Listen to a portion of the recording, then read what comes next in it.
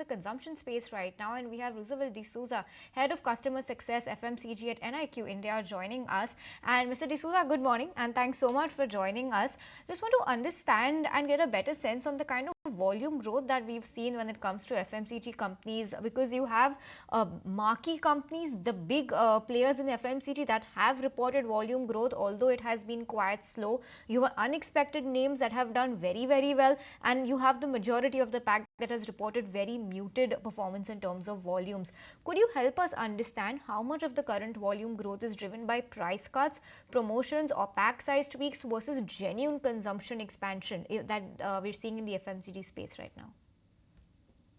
Thank you. Morning to you as well. I think when you look at overall FMCG, for the second quarter, we are actually observing a double-digit growth, and this time also the growth is around 11%. A lot of this growth is driven by price. We've seen both price, and we are also seeing smaller units. So with price growth, and this growth has actually come from more of the pulse category. So you'll see edible oils, and also this a lot of this growth is coming from, I would say, a little artificial push because of the high input costs of oil, which is being passed on to consumers. And that is having an impact on the overall value growth that we see in the market.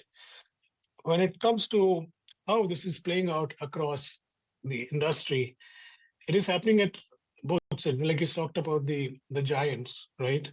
And the small players. So the small players is where we are seeing a lot of these smaller units which are getting pushed out. So overall, the overall industry growth is actually a lot is driven. We've not seen so much of a volume growth in this quarter as much as the price, which is having an impact on overall value. Good morning, Roosevelt. This is Shrishti also joining in. Well, of course, Morning, the point. Shrishti. Good morning. Well, of course, the point taken that the volume growth hasn't been that impressive. The price growth continues to support some of the earnings. And with respect to the small players also eating up the market share of the FMCG giants. But Rosa will give us some understanding that in which segments do you believe that this competition between the FMCG majors and small players is likely to persist? Because, well, of course, it's not that the small players can enter every segment that FMCG caters to. There must be some moat within sub-segments wherein FMCG can still lead when it comes to the HULs, Daburs of the world. Yeah, actually, it's happening both, right? It's happening in food as well as non-food. There's no particular category or sector that we're seeing that, oh, this is more dominant by small players. And the strategy of small players, I mean, they're small because just by the sheer kind of size and strength that they have in the market. But it is their strategy. So even it could be, let's say, in salty snacks or something, you've got more of a regional play. State is country. So when they're going after, they're not going to become national players or they have aspirations to be national players today. They're looking at more of penetration, more depth in the market and more spread, say within a strait and all that. And that's why you'd see these small players are growing at 11 and 12% versus the giants, which obviously on a very large base are growing at 3 to 4%. So it's not one particular segment or one particular category that we're observing it. We are seeing this across. And to add to that, we are also seeing premiumization. So what we used to think premiumization is only happening at the higher end of the spectrum. No, it's happening even within the small players, whether it's format, packaging type, whether it's the look and feel, and whether it is bringing in all the ingredients that they can now, bring to the market. Point taken. Also want to get your sense on rural versus urban demand. This is something that your report also highlights. Now, from what we understand, rural demand has grown 4 times faster than urban in Q1 of calendar year 25. What structural or seasonal factors are driving this divergence? How long do you think this gap can persist? Because we have been hearing continuous commentary from FMCG players who are also all on the same tune when it comes to urban demand, saying that it is improving, albeit it is still at a pace that is much slower than rural demand. Earlier, this time last year, we were seeing a slight hiccup in rural demand as well. So while on one end that has improved and recovered, would you predict the same for urban demand as well? And if yes, then by when? So, I mean, rural is about 38% of total India consumption. So obviously there's a lot of headroom for us to grow there. And with all of the kind of support from the government, a good monsoon, a good crops. That is also bringing in a lot of disposable income out there, and hence there is more consumption that we are observing. But I don't see the urban and rural catching up. You know? If you look at, there is a different phenomenon at play in urban and in rural markets. In urban markets, especially in the top 8 metros, you've all seen the whole e-com online phenomenon that is actually impacting consumption. So you'll see there is more of a transference in urban from a traditional trade format or can say brick and mortar format getting into, say, online, right? So that will continue to grow, albeit at a great pace, but within a still small 8 to 52 metro kind of a space. So according to me, I think it is more about the shift in the preference of consumers, okay, whether it's the internet penetration, the convenience, or the rapid delivery that we will start seeing more and more happening within the urban and or that of rural. So there is still growth that will be happening. We're actually seeing a catch up on volume in urban, but rural will continue to grow for some time now. But Roosevelt, with respect to the pricing, give us a sense that how much more headroom do you believe the companies do have in order to take some more price hikes even from these levels? I would believe that has got to do with the input prices, right? So it's not, let's take edible oils. For a significant amount of quarters, we've been observing that the prices were still suppressed. While the input costs were going up, it was not getting passed on to the consumers.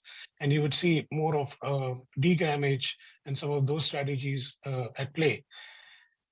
It came to a point where they couldn't handle it anymore, and then the high input prices had to be passed on. So I think there is still room for price, but it's not going to be just a price strategy alone. It's going to be price with kind of volume grammage play also will have to play a role, and there is room for growth. And also help us understand when it comes to e-commerce, right? Because e-commerce volumes in metros have jumped nearly 40%. Help us understand if this shift is structural or is it skewed by seasonal or occasional buying? Because we see that penetration while in rural areas for e-commerce has increased quite significantly. When you talk about metros particularly, its reach in tier 2 and tier 3 is still expanding. That's the commentary we're hearing from major QCom and e-com players as well. So tell us, what kind of penetration is this stage? Where is this stage right now? And what is the contribution when it comes to overall supply chain? Well, I think if you see, just look at the salience of e-commerce within, let's say, the top 8 metros. It used to be about 11%. And within 1 quarter, we've seen that move up to 15%. So obviously, there's a huge amount of e-com penetration that we are observing. If you take it back a couple of decades ago, it took almost a decade for modern trade to get to a 5-6% share of the total consumption. Right, we're seeing that happening in e-com in less than half a decade. So there is a huge focus and it's got to do with a preference, right? Consumers are preferring for early gratification, a quick delivery. A lot of products that are now available offline are probably we've got a different variants of that at better prices that are available online. So all of this is playing a big role, and I would like to believe that it's in time to come we'll only see that penetration going up more and more salience of e-com. Lastly, Mr. Dsouza, before we let you go, just help us understand where do you see this sector headed in terms of what's going to be the next lever of growth for FMCG companies? Do you believe it is going to be the food segment versus the non-food segment? What do you believe could be the next growth thruster, if you could call it that, for the FMCG companies? I think both will thrive. Okay. If you look at within food, we will see these smaller packs getting more and more salience because we see now people don't actually do their monthly shopping or a grocery shopping basket at the beginning of the month. So they're actually going on with smaller packs, 1 week consumption kind of patterns. So you'll see that while volume is having an uptick, it'll be the smaller packs that actually create the bigger kind of salience in the marketplace. Whereas in HPC, especially let's say larger formats, like home care, you'll start seeing more of the larger formats going, whether it's washing powders, dead cakes, or bars. So both you'll see have that kind of a different strategy, different approach. Smaller pack sizes happening in food, and the larger volume pack size units, which will play a bigger role in HPC. On that note, we'll let you go, Mr. Dsouza. Thanks so much for joining us and sharing some highlights of the FMCG performance that we've seen in the quarter gone by and the outlook going ahead as well. Thanks once again for joining us. But viewers, with that, it's time to... Thanks so much. But viewers, with that, it's time to slip into a very short...